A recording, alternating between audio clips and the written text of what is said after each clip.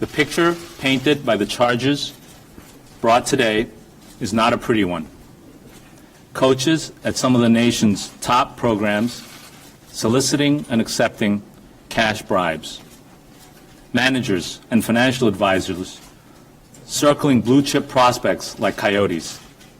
And employees of one of the world's largest sportswear companies secretly funneling cash to the families of high school recruits. In all, we have charged 10 people in 3 separate complaints. 4 college basketball coaches, 3 people associated with professional managers and advisors, and 3 with ties to the major sportswear company, including its global marketing director for basketball. These men allegedly participated in two different but related schemes. In the first, college coaches took cash bribes from managers and advisors in exchange for directing players and their families to those bribers. In the second scheme, managers, advisors, and those affiliated with the sportswear company worked together to funnel money to families of some of the country's top high school recruits, upwards of $100,000, for the players' commitment to play for the schools sponsored by that company. Let me start with some details about the first scheme. We have charged 4 college basketball coaches: Chuck Person, Lamont Evans, Emmanuel Richardson, and Anthony Bland. They are all associate or assistant coaches at major Division I schools with top-tier basketball programs. They have all been in and around the game of basketball for a long time, and one, Chuck Person, played and coached in the NBA. All of them had the trust of the young players they coached and recruited, young men who looked up to them and believed that the coaches had their best interest at heart. Chuck Person, in describing his influence over one of his players, put it this way, quote, "He listens to one person. That is me." Chuck Person also explained that his players trusted and looked up to him because, as he reminded them, he had coached Kobe Bryant and had worked for Phil Jackson. But as alleged, these coaches abused that trust placed in them by the players and their families, and they violated the duties that they owed to their schools. In exchange for bribes ranging from $13,000 to almost $100,000 each, these coaches allegedly pushed particular managers and advisors on the players and their families. And certain of the coaches arranged for separate payments to be made to the families as well. Anthony Bland described what he could do for the managers and advisors this way, quote, "I can definitely mold the players and put them in the lap of you guys. The professionals whose lap the corrupt coaches put their players in were the defendants: Christian Dawkins, Monish Sood, and Rashawn Michelle. Dawkins was an athlete recruiter for a sports agency who was trying to start his own sports management business. Sood was an investment advisor, and Michelle owned a company that sold suits and other high-end clothing to professional athletes. For these men, bribing coaches was a business investment. They knew that the corrupt coaches, in return for bribes, would pressure the players to use their services. And they also knew that if and when those young players turned pro, that would mean big bucks for them in professional fees and profits. As Dawkins put it during a meeting that was recorded by law enforcement, quote, "If we take care of everybody, we control everything, you can make millions off of one kid." While pushing these professionals, the bribe coaches showed little regard for the players' well-being. They ignored red flags, seeing only the green of the cash bribes flowing their way. For example, in steering players to a financial advisor, who it turned out was actually cooperating with the government, most of the coaches never asked the advisor a single question about his qualifications, his track record in handling players' money, or really anything else about his business. A simple Google search by the coaches of the advisor's name would have revealed that the SEC had brought securities fraud charges against him just last year, including for misusing his professional athlete clients' money. Similarly, with Christian Dawkins, none of the coaches warned the players or their families that Dawkins had lost his job at a sports management company after an NBA Players Association investigation revealed that he had misused his client's credit card to pay tens of thousands in unauthorized purchases. But it wasn't just that the bribe-taking coaches ignored red flags and didn't seem to care about the qualifications of the advisors. As alleged, the coaches affirmatively lied to the players and their families. In talking to the families, they built up these professionals, some of whom they barely knew, with bald-faced lies. Chuck Person claimed that one of them was his own personal advisor and a financial advisor to Hall of Fame basketball player Charles Barkley. Well, that wasn't true. That advisor, the same one who was cooperating with the government, had never even met Charles Barkley and had never handled Chuck Person's money other than paying him cash bribes. Chuck Person also assured a player's mother that he himself had not received a penny for promoting that advisor to her. That was a lie, too.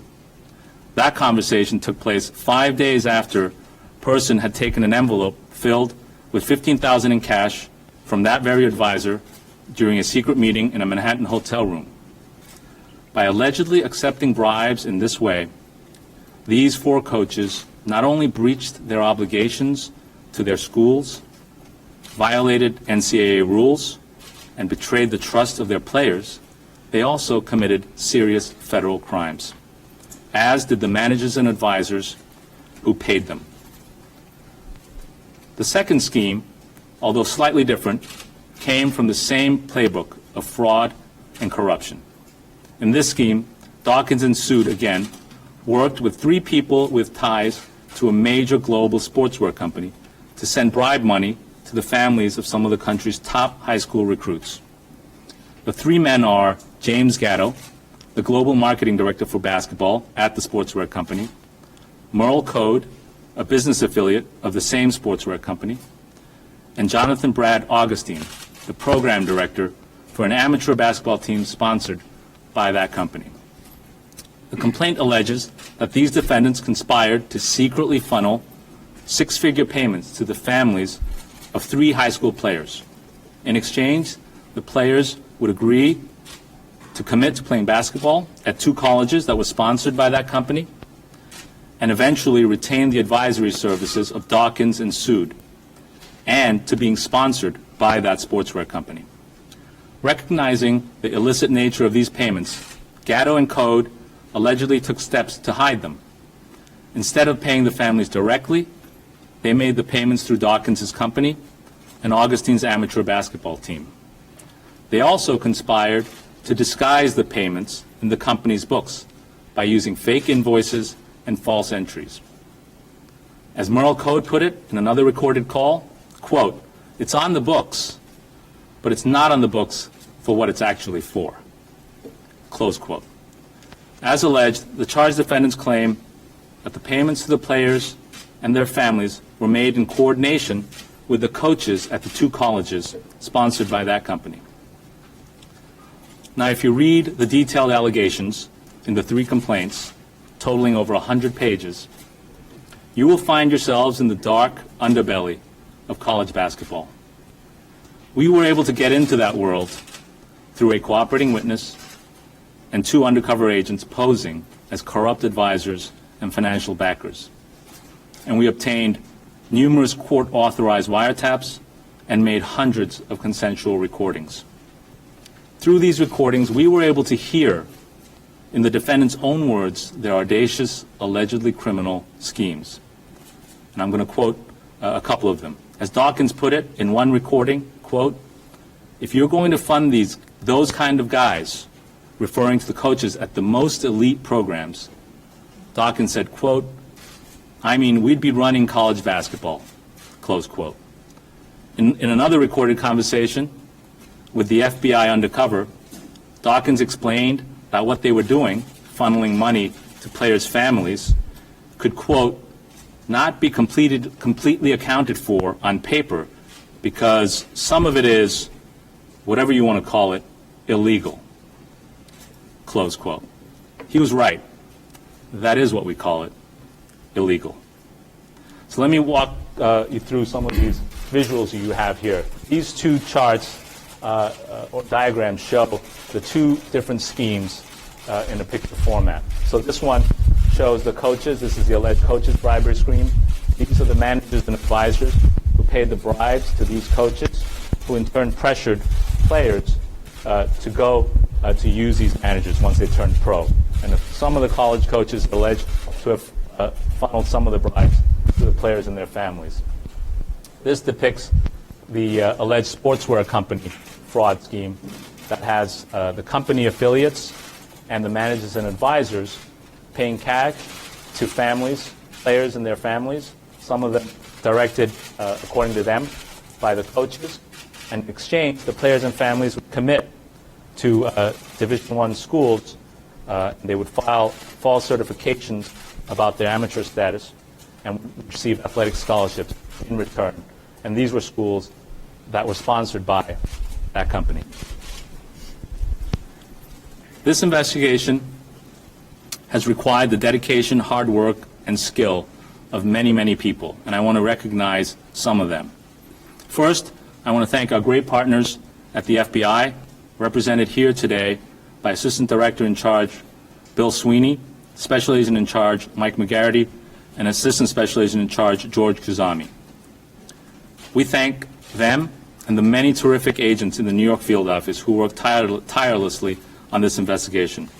We also thank the agents around the country who helped execute the arrests last night and this morning. We do so many of our most important groundbreaking cases with the FBI, and this is certainly one of them. Second, I want to thank the career prosecutors and investigators in our office who have worked relentlessly and masterfully on this case.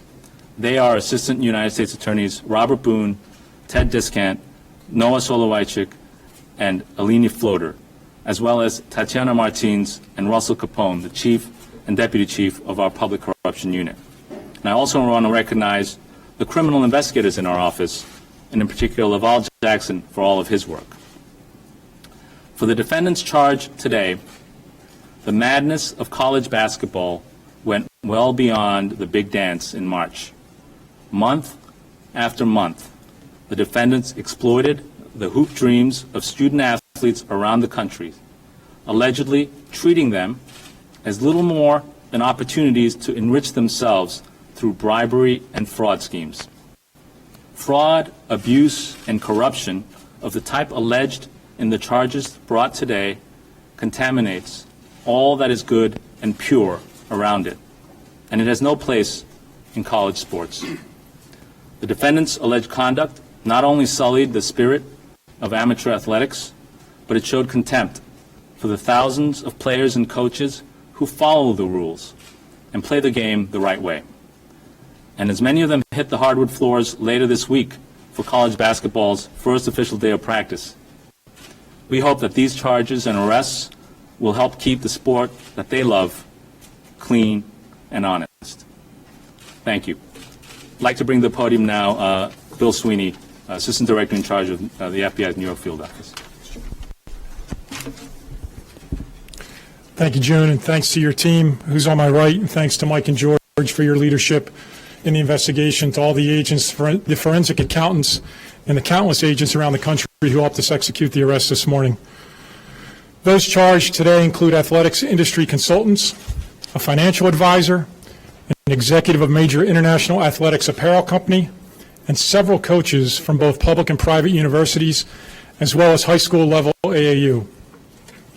Coaches have a significant influence over their players, and with that influence comes a responsibility to guide these young athletes in the right direction. As alleged, however, the coaches charged today cast aside that responsibility, choosing instead to use their influence to benefit themselves without regard to the players' own genuine interests. all of those charged today contributed to a pay-to-play culture that has no business in college basketball. Today's arrest should serve as a warning to others choosing to conduct business this way in the world of college athletics. We have your playbook. Our investigation is ongoing, and we are conducting additional interviews as I speak. We have a lot more work to do, and I encourage those who wish to proactively provide information to contact us through our tip line at 212-384-2135. Thank you. I'll take some questions.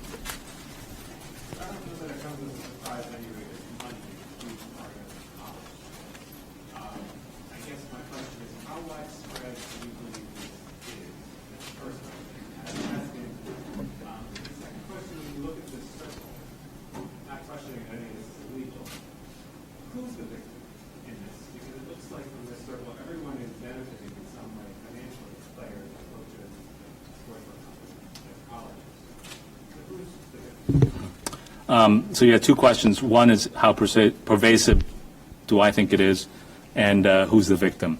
On the pervasiveness, I'm not going to comment beyond what we've charged, but there's a lot there, as you can see. It's 100+ pages of allegations. 10 people have been arrested, 4 coaches at major top-tier basketball programs. So that's a significant number of people and conduct that that affects a number of important programs. So, the investigation, as Bill said, is ongoing. This is, it's now overt, obviously. It was covert until today, and we will continue to be investigating. So we'll see how pervasive it is.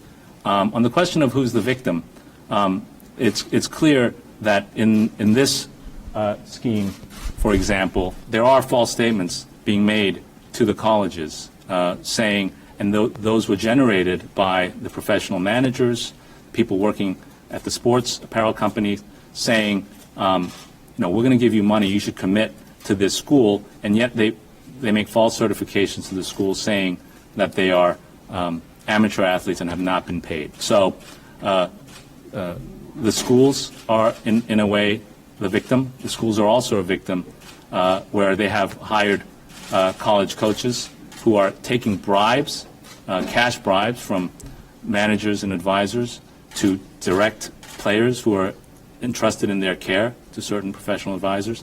The schools are also, a number of them are public schools, and they are all schools that receive money, federal funded money. And so to the extent the bribery laws prohibit, the federal laws prohibit those who work for public institutions or institutions that receive public money from taking bribes. And I think all of us, the public, anyone who plays in the game, are victims of that type of conduct.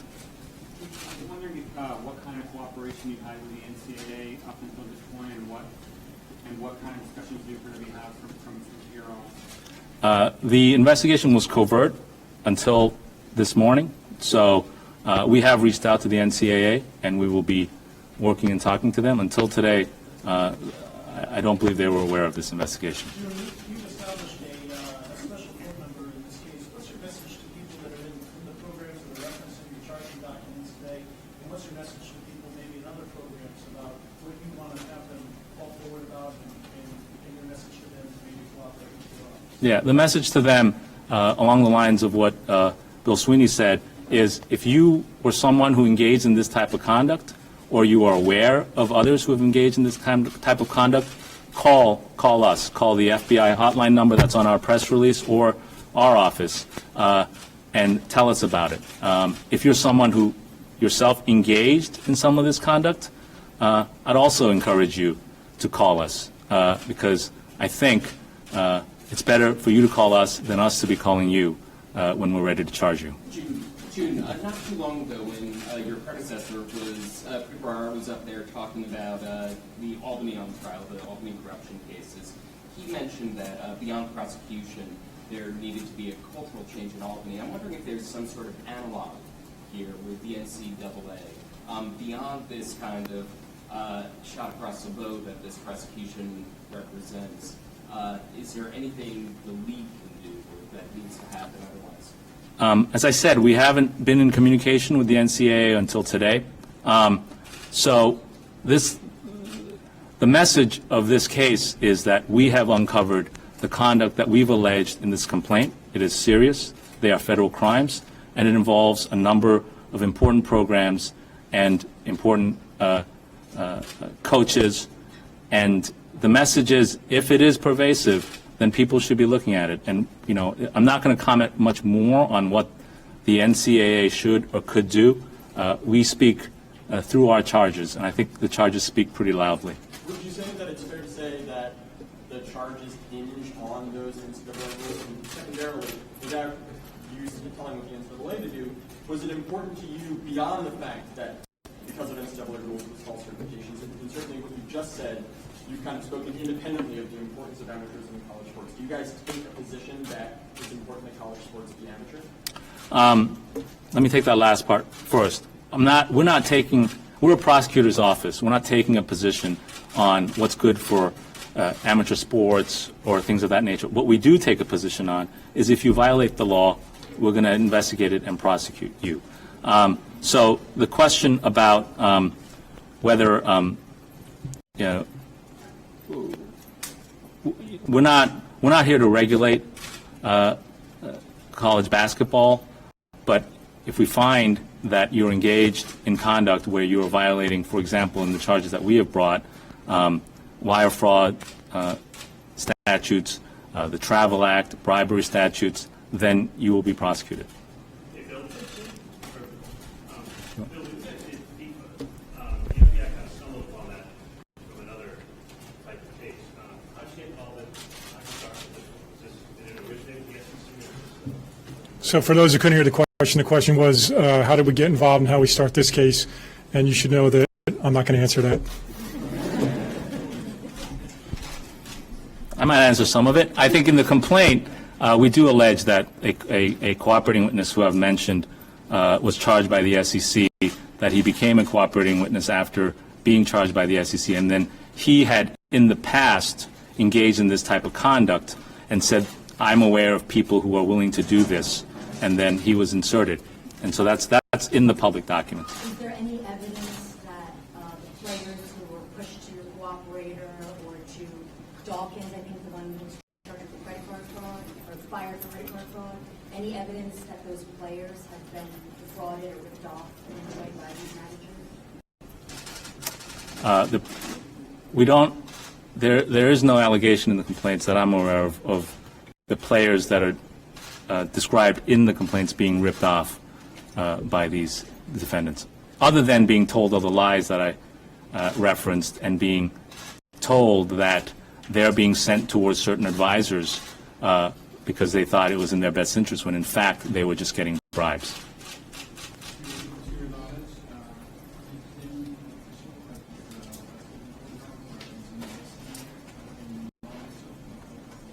Sorry, I couldn't hear you.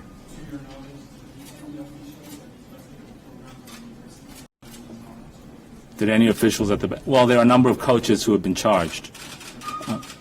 I'll hire. There are no allegations of in the complaint of administrators participating in the bribery.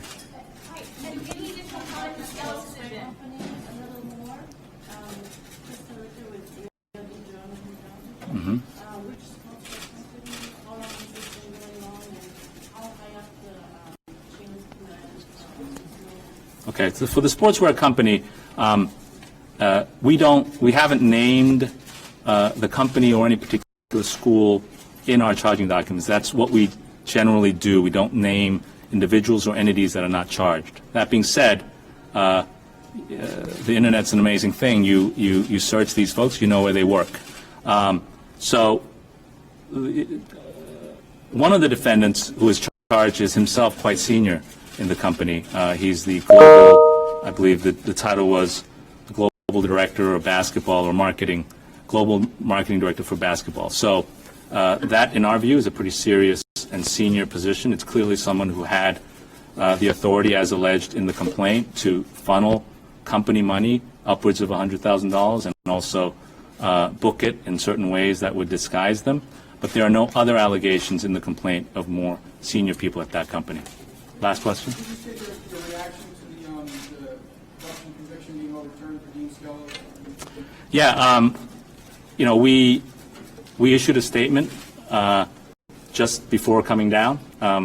We're still assessing our appellate options, but we look forward to retrying Dean Skelos and Adam Skelos. The reversal, if you read the decision, makes clear that the evidence that we presented at trial was more than sufficient to prove their guilt under any standard, even under the new McDonnell standard. But because McDonnell came out after and the jury instruction at the time didn't obviously reflect what was later to be the language in the McDonnell decision, the Second Circuit reversed it and sent it back for a retrial. As I said in the statement, we look forward to a retrial and again presenting that evidence to a jury of New Yorkers and giving the public what they deserve, we think, in that case, which the justice that they deserve. Look, we can see from this case and all the work that went into this, cleaning up corruption is difficult work. It's certainly difficult in New York State government, but we're here, and these folks standing here are here to do what we can to make sure that our government is clean and honest.